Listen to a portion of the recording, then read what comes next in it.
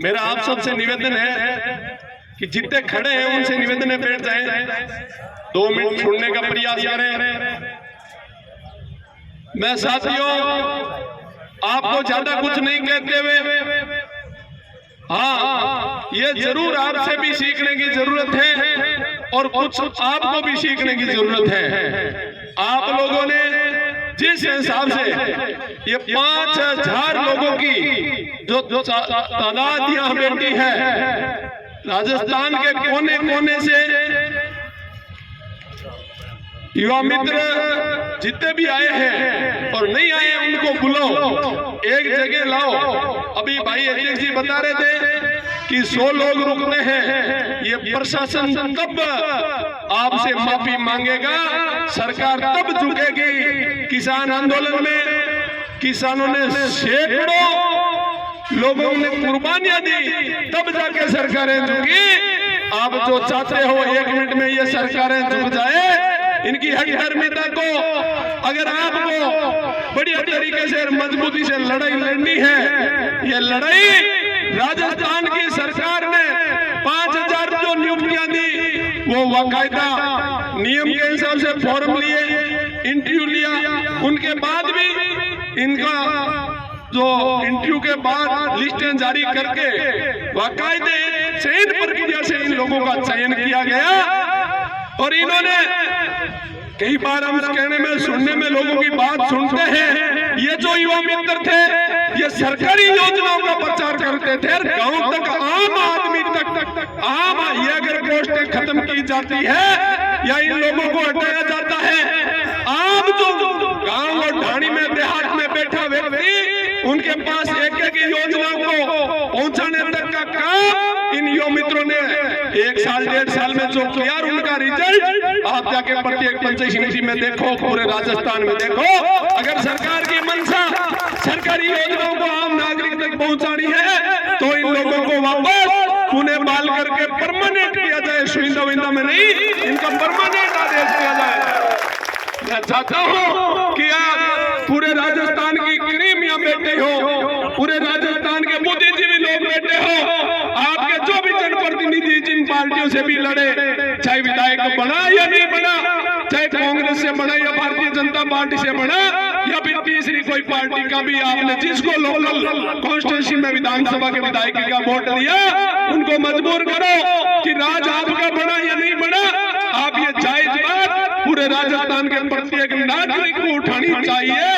मैं आपके सामने ये वादा करता हूँ कि आपके लिए मैं 24 घंटे, आप जितने दिन धरना रखोगे हम आपके लिए हमेशा साथ रहने के लिए तैयार हैं।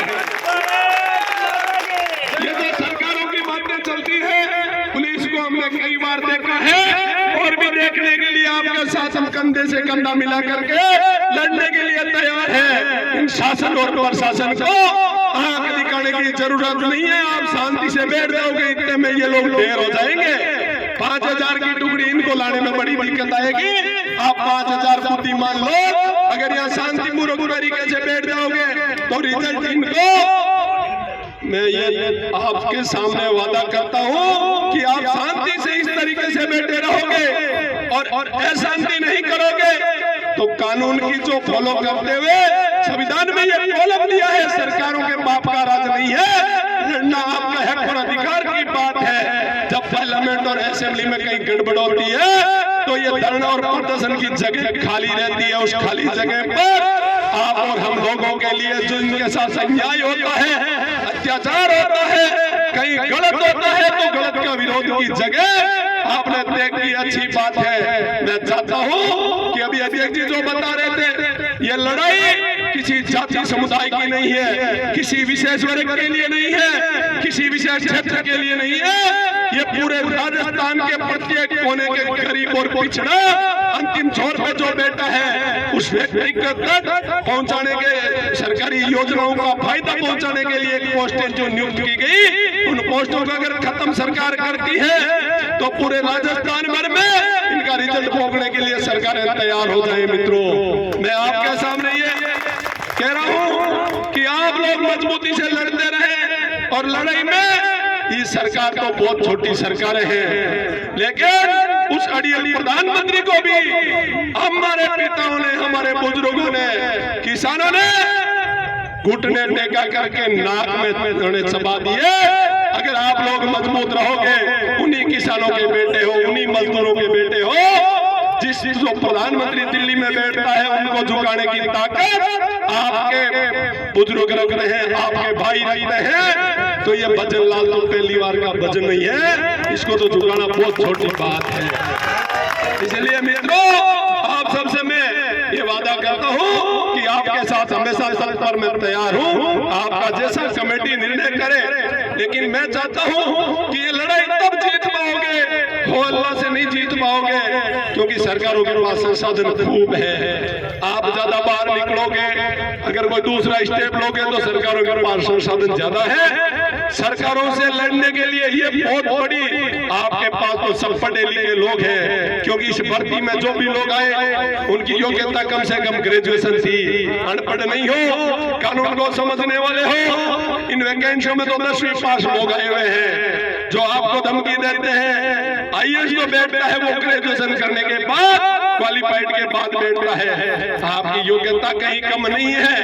पेपर जो आईएएस और आरएएस का क्वालिफाइड करता है उसकी योग्यता ग्रेजुएशन होती है। जो आपको धमकी देने वाले लोग हैं उसकी योग्यता 10वीं पास रहती है। इसलिए मित्रों, इनसे कहीं डरने की आपको जरूरत नहीं है। मजबूती के साथ लड़ोगे, अगर आपकी कोर कमेटी जो निर्णय करती है उनके आधार पर लड़ोगे तो जीत अवश्य होगी। आप मेरे हिसाब से इतने मजबूत लोगों, पेट की लड़ाई आपकी नहीं, उस अंतिम छोर के व्यक्तियों की लड़ाई लड़ रहे हो। आप खुद के साथ में उन लोगों की भी लड़ाई लड़ रहे हो जिन लोगों को शादियों से प्रताड़ित किया गया, उनके पास स्कीम को नहीं पहुंचाया गया, योजनाओं में गबन किया गया।